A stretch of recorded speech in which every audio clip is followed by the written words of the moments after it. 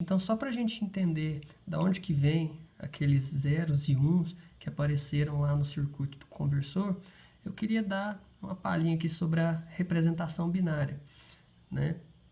Só que para entender a representação binária, eu acho que fica mais fácil a gente entender a representação numérica decimal primeiro, que é a que a gente já está acostumado a trabalhar. E o que vem a ser representação decimal? Representação decimal é a forma que a gente usa para representar um número utilizando algarismos de 0 a 9. Algarismos são os caracteres que a gente usa para representar os números. Então, se eu inventar um número aqui, 1, 2, 3, esse número aí, 321. Bom, como é que a gente sabe que tem 321 coisas lá, né? Só olhando para esse número aqui. É porque a gente usa a representação decimal que funciona assim. A gente tem uma unidade, uma dezena, uma centena. Se a gente tiver mais aqui, vai ser a milhar e assim sucessivamente, igual a gente aprendeu lá atrás na escola. E então, como é que a gente constrói esse número? A gente vai construir com potências de 10. 10 elevado a 0, 10 elevado a 1, 10 elevado ao quadrado. Na prática, significa o seguinte, que essa unidade aqui, esse algarismo da unidade, ele vai ser multiplicado por 1, porque 10 elevado a 0 é 1. A dezena vai ser multiplicado por 10, porque 10 elevado a 1. A centena por 100. O milhar por 1000 e assim sucessivamente. Então, basta eu colocar meu número aqui e fazer a continha. Vamos só até aqui, né? Vamos lá. 3 vezes 100, 300. 2 vezes 10, 20. 1 vezes 1, 1. 300 mais 20, 320 mais 1, 321. Então, a gente tem a nossa representação decimal do nosso número. Porém, em sistemas computacionais, a representação binária é muito mais conveniente. Por quê? Sistemas computacionais, eles trabalham com uma interpretação dicotômica da informação. Ou é ou não é. Ou é isso ou é aquilo. Ou tem ou não tem. Então, a representação binária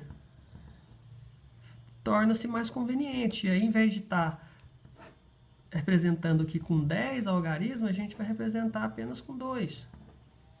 Então, vamos pegar um número aqui, uma representação binária. Vamos pegar aqui o número 1, 0, 0, 1, por exemplo, né? E como que a gente vai construir esse número aqui? Bom, se lá no sistema decimal a gente constrói um número em potências de 10, aqui a gente vai construir um número em potências de 2. Então, a gente vai ter mais ou menos dessa forma aqui, ó.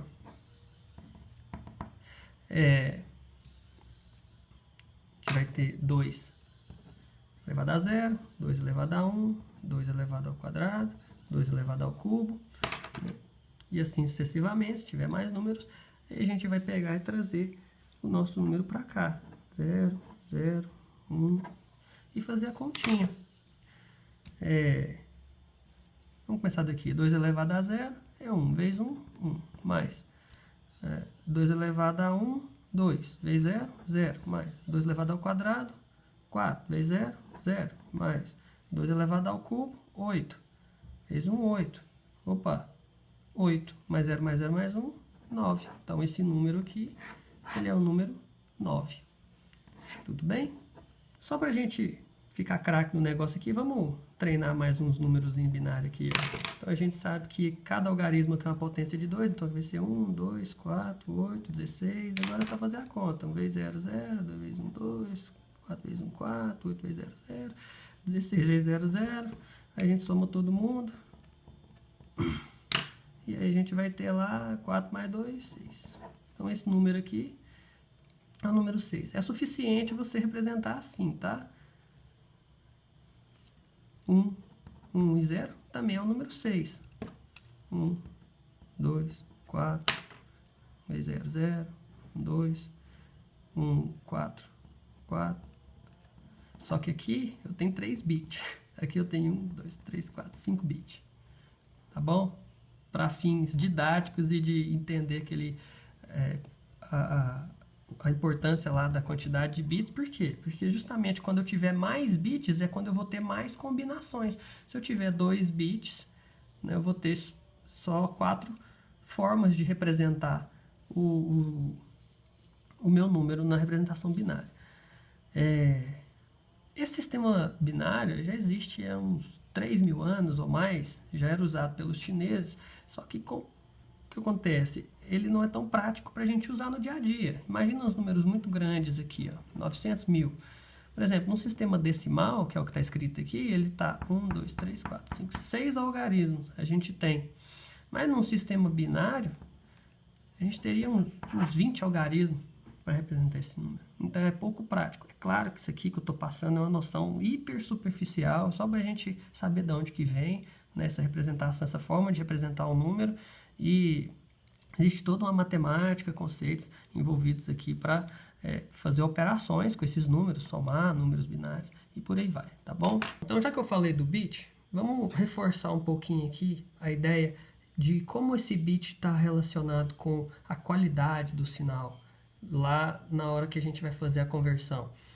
Se a gente tiver aqui um número binário de 2 dígitos, qual o número de possíveis números binários que eu posso escrever aqui com 2 dígitos?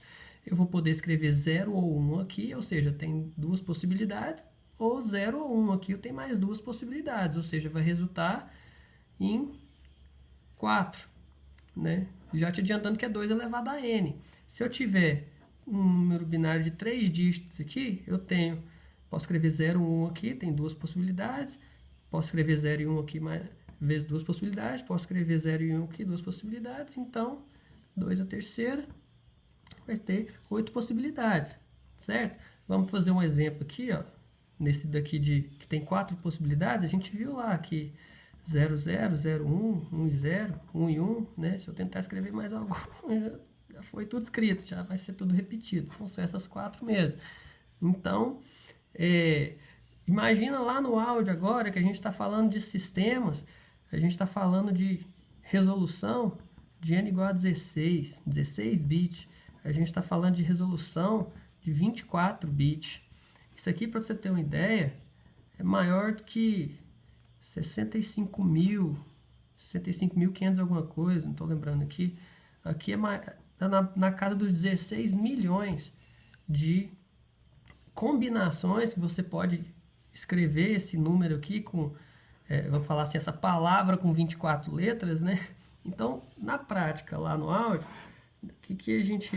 No áudio assim que eu falo, mas em geral, na conversão digital, em que isso impacta diretamente?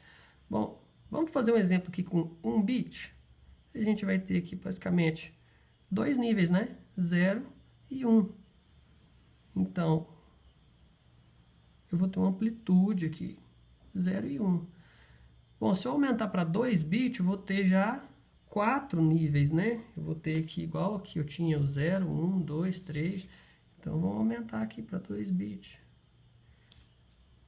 São 4 níveis possíveis para eu quantizar meu sinal. Se eu aumentar para 3 bits, 1, 2, 3, 4, 5, 6, 7, 8. Bom, já deu para entender a ideia, né? Você consegue entender que isso daqui está relacionado com a profundidade do meu sinal? E com profundidade eu quero dizer o seguinte, vamos supor que aqui, ó, eu tenho 16 bits e aqui eu tenho 24, um pouquinho mais ainda. Cada vez que eu aumento a quantidade de bits, eu aprofundo mais ainda a minha resolução. Então imagina o meu sinal chegando lá, ó. Beleza. Se eu estiver captando esse sinal aqui em 16 bits, eu vou captar ele totalmente, né? Assim, na amplitude dele, eu vou conseguir captar ela totalmente, do ponto mais alto até o ponto mais baixo, porque o 16 bits está limitando aqui. Bom, e se eu quiser um sinal um pouquinho mais alto? Se eu quiser um sinal aqui, por exemplo, olha, já deu para perceber que quando eu chegar aqui, se eu estiver gravando em 16 bits, quando eu chegar aqui, ó, o que ele vai fazer? Ele vai clipar. O que significa esse negócio de clipar? O que vem a ser? Ele vai simplesmente ler isso aqui como uma onda quadrada. E é por isso que seu medidor lá acende a luzinha vermelha, porque ele começa a ler onda quadrada. Então ele falou, opa, esse negócio aí está clipando. Entendeu? Então significa que eu posso gravar um pouquinho mais alto quando eu estou em 24 bits? Posso. Ué, qual que é a vantagem de gravar mais alto? Relação sinal-ruído da quantização. Então eu vou ter uma melhor relação no sinal-ruído, se o meu sinal está chegando bem mais alto aqui em relação ao meu ruído, que vai estar, né, sempre vai estar entrando no sistema aí, através de várias fontes. Lá no áudio digital, quando a gente vai converter, frequentemente você já deve ter ouvido falar no PCM, né, que é o Pulse Code Modulation, que é a modulação codificada por pulso. Então, o que é essa modulação codificada por pulso? Quando eu exporto minha música lá, em Wave, tá? Esse aqui é um formato para Wave, para MP3 é um pouquinho diferente, eu vou estar explicando melhor posteriormente, mas o que ele está fazendo aqui nesse Pulse Code Modulation? Ele está fazendo amostragens de amplitude do meu sinal em cada sample. E se a gente sabe lá que a gente grava lá com a frequência de 44.100 kHz, quer dizer que são 44.100 Hz, ou seja, são 44.100 amostragens em cada segundo, ou seja, em cada milésimo de segundo, eu tenho o quê? 44 amostragens do sinal em cada milésimo de segundo, é muita coisa. E é por isso que o arquivo Wave ele é grandão, né?